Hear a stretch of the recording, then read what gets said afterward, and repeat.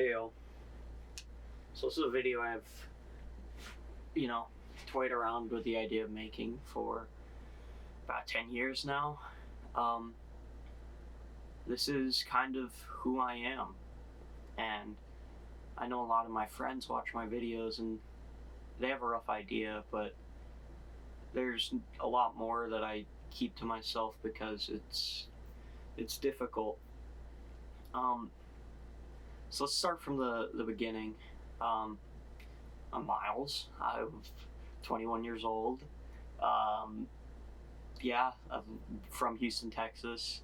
Lived pretty much all over at this point, and at 11, my parents got divorced when I was 9. Um, and it was a pretty messy divorce, but I ended up getting sent to the troubled teen industry when I was 11 years old. And for those of you who don't know, the troubled teen industry it's a institution. What's it called? An institution of basically taking troubled youth and fixing them. And these programs range from wilderness therapies, which I'm pretty sure everybody's familiar with through the Netflix documentary. And those can last. Most kids are there for 2 months, at least. One of my friends was there for 15 weeks. Great kid, and so that's wilderness. And that's kind of one aspect of the troubled teen industry, and then the other half, and in my opinion the much darker half that doesn't get talked about, is the RTCs, or therapeutic boarding schools. So I'm going to start from Blue Fire, which is my wilderness therapy. I spent 72 days there, and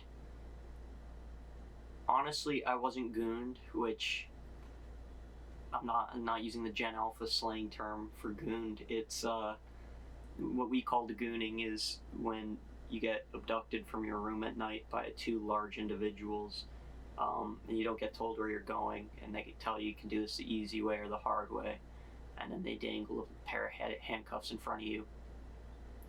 And so I never got that, thank God. And my heart is so heavy for those that have been, because that's a trauma that I don't know how you ever get over. But I'm going to talk about my experience from Blue Fire now. I personally, this is going to be kind of a hot take for wilderness videos, but I didn't mind it. I kind of enjoyed it. I think Blue Fire was one of the few programs that really let kids try and correct what they needed to correct in a way that was beneficial and not meant to hurt them or to get them to struggle in any way unnecessarily. I can't say if everybody's experience was like that, but I can only speak for my own, and that was, Blue Fire was a good place for me. I met a therapist that I really connected with, and that made the time there super enjoyable. 72 days flew by. I was allowed to have knives. It's the only 11-year-old that in the entire program that they allowed to use knives and go on a 3-day solo. And so, right off the bat, you can sense that I was not the targeted demographic for these programs. I'm an interesting person for sure. There's no way around it, but I'm not a malevolent person by any means. I want the most good for the most amount of people, and I just want to bring joy and happiness and prove to people that what's in the past is in the past. And that's kind of why I'm making this video, honestly. So after my solo, and this was around Halloween 2016, I come back and we're all sitting around a fire and we're getting candy for the first time in months. And we're just talking, sharing stories, and this kid Holden, I remember it so vividly in my mind. And he looks at me and he starts crying. And this kid, I thought, was the coolest kid I'd ever met, honestly. He's such a badass. He started crying. He's like, please don't leave me here with them alone. Because the rest of the members of our group were difficult kids. And my heart felt so heavy for Holden because I couldn't help him.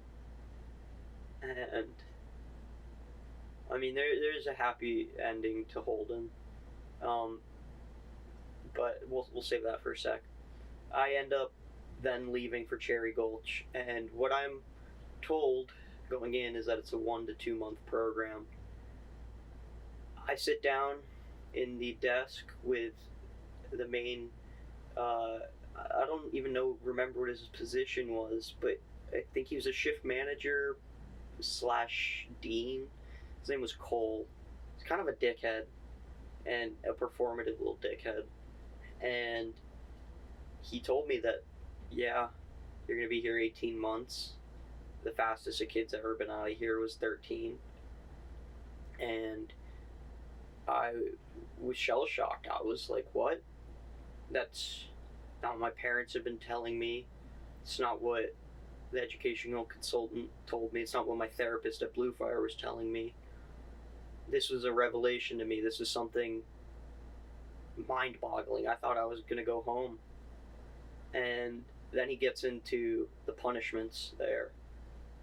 And so at Cherry Gulch, if you do anything wrong, you pull a thing called a card. And so they're like a deck of playing cards, but on one side they have this Cherry Gulch logo, and on this side they have a punishment. And these punishments can range from anything from like give a stranger a hug, write an essay about what you did wrong, muck a horse stall, clean the toilets, shit like that.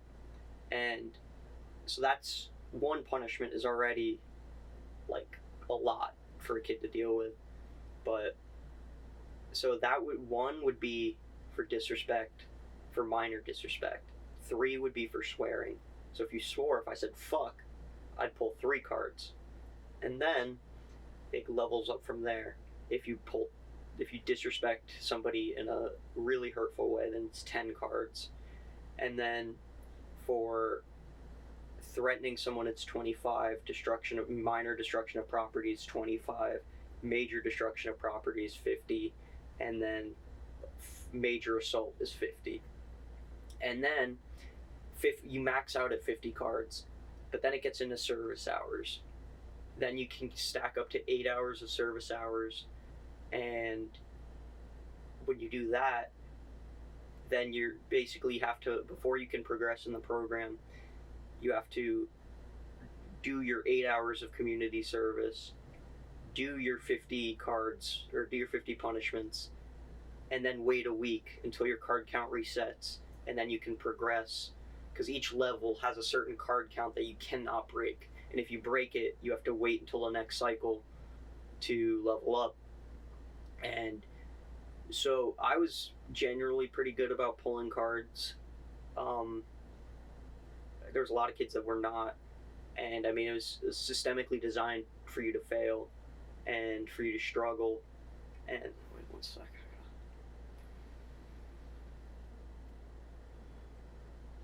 It's not necessarily a fun thing for me to talk about, but I feel like this is necessary for y'all to understand me. Also for me to bring awareness to this part of my life, because I know there's kids that struggle with it still to this day. I've got friends that lost their lives, are in jail, and I was 11 years old, man. Like, fuck. That's shit. I'll get into that in a sec, but let me jump back into the card count for a second. Once you got to the 50 cards in 8 hours, you get put on a pony contract. And in that contract, it says, I will not pull X amount of cards by the morning of whatever. And it's usually a day. And it's usually only like 10 cards, which if you're at 50 cards in 8 hours of service time, 10 cards feels like nothing. then you get put on something called leg up, which thank God I was never on leg up. But leg up was you'd be one-on-one with a staff, isolated from the rest of the community, just doing basically labor, like manual work, labor. Yeah, some like actual, like I don't want to throw this term around lightly, but it was pretty much slave labor, and they knew it. We all knew it, and it never incentivized any kids to be well behaved. And so when I came to the program, I was progressing, going through it at a really fast pace. I was on schedule to leave after 9 months, which would have been by far the fastest kid to ever get through there. But once I got there and was going through it, you realize the kids don't have your back because they are struggling too with getting through the program. And I'm not angry at those kids at all. At all. I love those kids. Even if they did awful things to me, because I know where their hearts lied. And I know just how much they struggled. And so I was the target for a lot of abuse at the hands of the kids. And the staff would just turn, not all staff, I really don't want to slander staff that made a meaningful change in my life. And the staff that did, you know who you are. But the staff that didn't, y'all, why the fuck did you join that program? What was the incentive? I'm sure you could have been paid better somewhere else. Did you really have to hurt these kids? Did you really have to hurt us? Was it worth it to you? Did you have to take advantage of us? And the answer is no. And I know that's no now. And this is stuff I struggle with quite often. And I'll just finish with the Cherry Gulch for a second.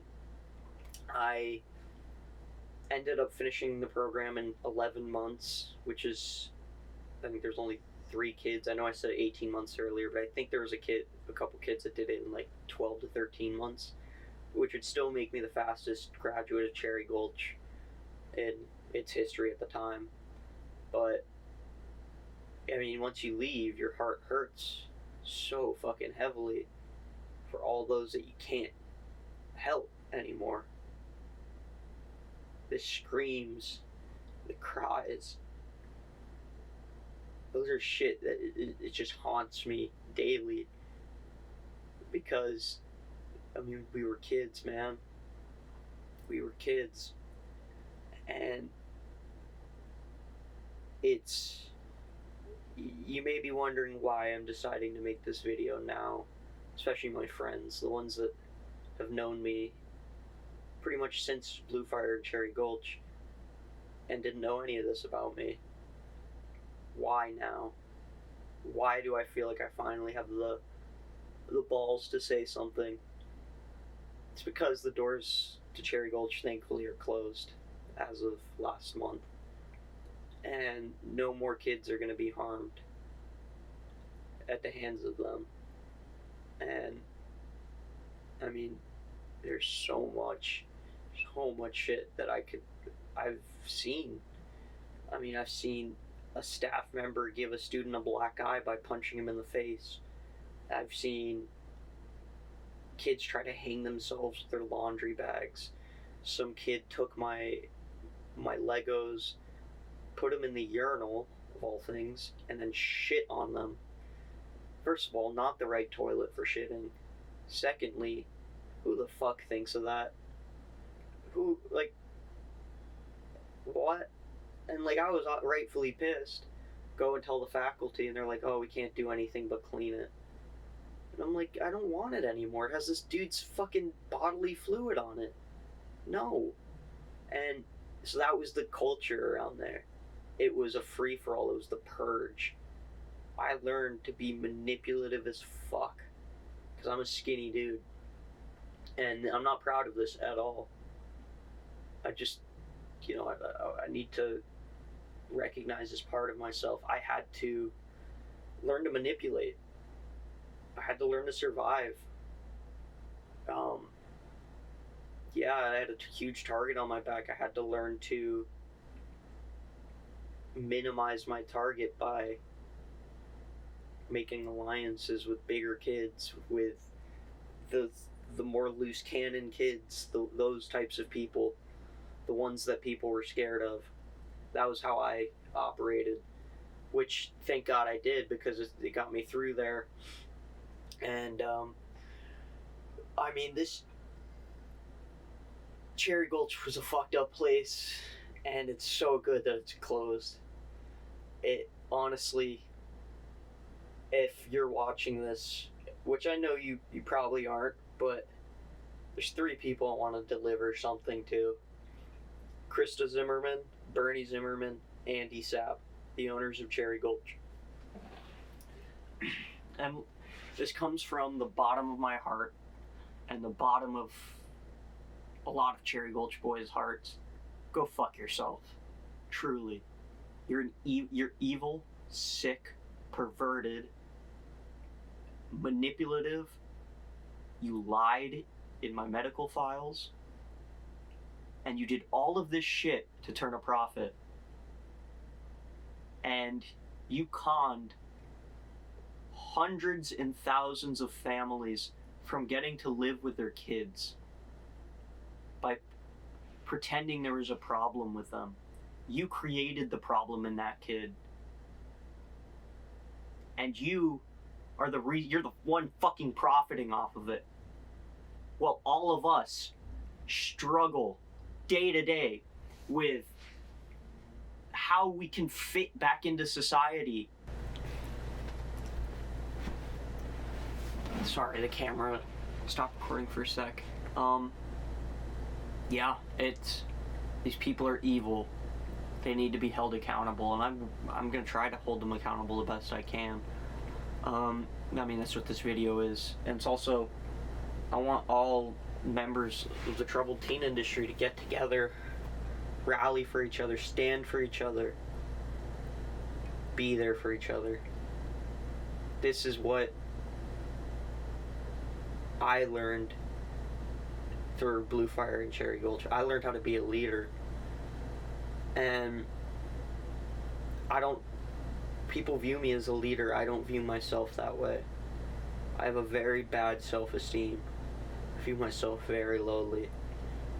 And to the point, I'm not suicidal, but to the point where I thought, and I would be a lie to say I still don't think from time to time, what would happen if I just disappeared?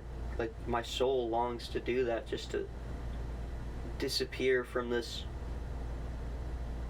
pain that's there. But I can't do that. It's not the right way about it. The pain, we have to learn to deal with the pain. Live with it. It made us who we are. And I'm thankful for the lessons learned, but those weren't lessons Cherry Gulch teaches you. These were spiritual lessons, and they made sick amounts of money, man. Sick amounts of money. And the fact that they're closed now is the best thing for everyone, for future kids, for current kids. Yesterday I broke down crying for most of the day because my heart hurts for all the kids. The institution's been open 19 years. 19 years, 60 kids there at a time. It's a lot of kids that have the potential for trauma, and I'm an anomaly. I can think of 4 other kids during my time that are on. I'll be a little bit more generous. It's probably more like 10 that are on the straight and narrow. they're doing the right things, they're making the right choices. But also the ones that aren't, I don't blame them. I mean, there is fault with them, of course, but they were systemically abused for a year of their life. It's hard for anyone to overcome that, regardless of who you are. And if you're watching this and you didn't go to the troubled teen industry, I hope you can see that this is like a fucked up thing, really, really fucked up thing, that if you know somebody that went through it, maybe view them with a little bit more compassion than you normally would give to a normal person, because we get viewed down on a lot. Okay, I'm back. Alright, so actually, wait, let me see. I'm back, sorry, the camera stopped recording for a sec. I also need a little bit of nicotine. This has been a long video.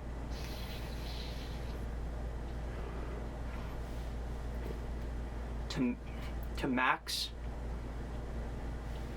I forgot his last name, sorry. Moltzman. I owe it to him.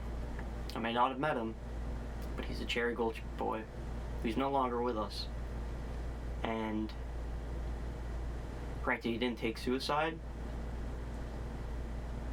or commit suicide, but there's people online claiming that he deserved what he got because schizophrenic, trouble with mental health in the past. That's what we have to live with, is that stigma every day over our fucking heads. And you profited off of it. You sick fuck. You're sick in the fucking head.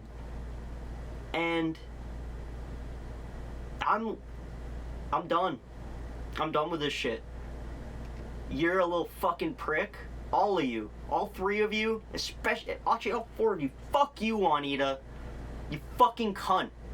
Don't you ever lie again. And you're gonna be held accountable for that. This is who Miles Sachdeva is. Everybody wants to fucking poke the bear. And the bear's just been getting poked for the last 10 years. And them closing those fucking doors without a shred of accountability is not gonna fly with me. And it's not gonna fly with the rest of the Cherry Gulch boys. You took my life from me. My childhood, my innocence. All of those things were stripped from me at 11 years old. And all you can do is say, oh, COVID's the reason we're closing our doors. Fuck that. Tell them about the kid at Novitas that hanged himself after he lit a building on fire. Hey, y'all, sorry, the camera stopped recording. I want to say the last part's alleged, but I do know of more alleged situations that I'd be willing to talk about, to help bring more of the corruption and kind of cover up that they've been running. It's been kind of really disheartening to find out some of the things they were saying. Yeah, but thank you guys for watching. It means a lot.